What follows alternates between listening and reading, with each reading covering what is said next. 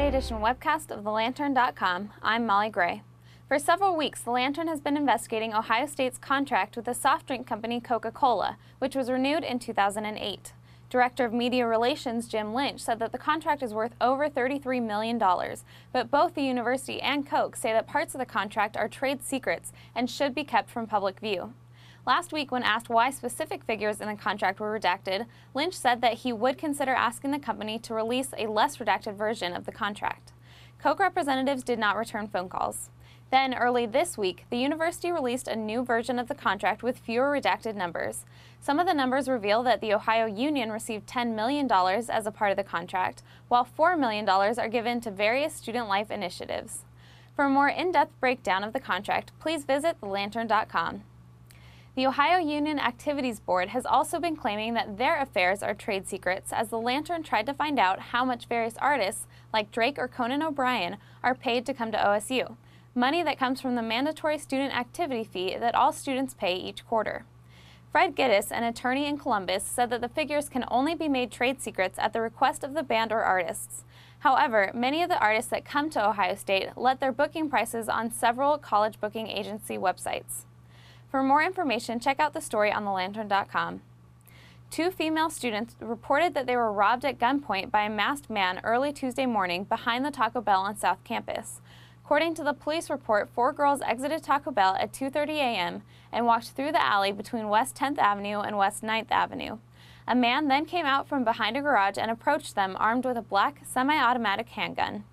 We'll now go to Zach Meisel with news from the Memorial Tournament. Thanks, Molly. The Buckeyes have landed Braxton Miller, one of the top quarterback recruits in the country.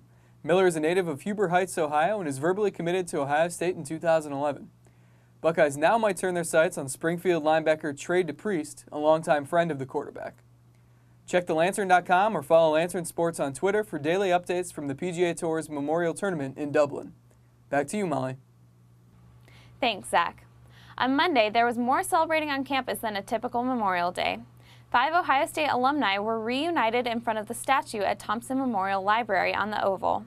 40 years ago, 5 students made a pact to meet every 5 years at the statue at noon on May 31st, and this year marked their 8th reunion. Judy Hennon, Loretta McCullum, Mark Lott, Terry Morrison, and Jim Arter met at Ohio State in the 70s and wanted to keep their friendship alive after they went their separate ways, so they signed a pact to return every 5 years. All 5 have made it to every reunion except one.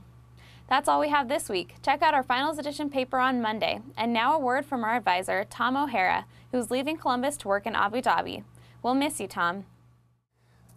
I've resigned from Ohio State effective next week, but before I go, there's 2 people I wanted to thank. And they are Libby and Felicity, the 2 cows that ran wild across campus on April 21. They made my final quarter here at Ohio State the most satisfying quarter of my tenure. And as we say in the newspaper business, they created a story that just kept on giving. And first of all, Libby and Felicity, the initial story was wonderful. The cows were running across the field outside Lincoln Tower. We got great story, great photos, great video. But they gave us much, much more than that single story. A campus police officer arrested a Lantern photographer who was trying to take pictures of the events that were unfolding on the soccer field there.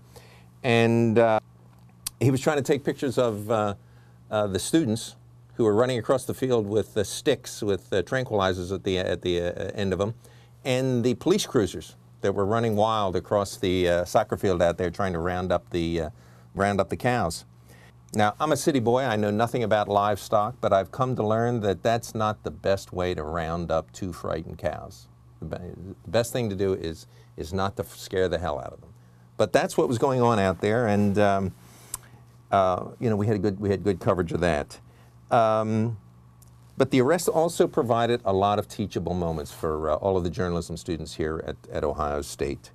The first thing they learned is that just because an adult tells you that you can't take pictures of some embarrassing event that's happening out here, that you have to meekly walk away from the news. They learned that being impolite to a police officer is not a crime. they learned that if a newspaper writes about an injustice, it can be corrected. In this case, the Lantern wrote about the arrest of the photographer, and a bunch of powerful journalistic organizations came to the support of the photographer.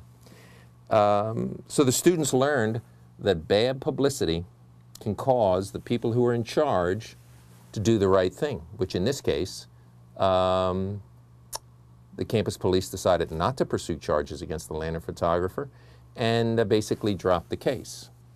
So what the journalism students here at Ohio State learned from Libby and Felicity is the power of the press. And it was a pretty crystal clear example of how it can work. And so before I go, I just wanted to say thank you very much to Libby, and thank you, Felicity.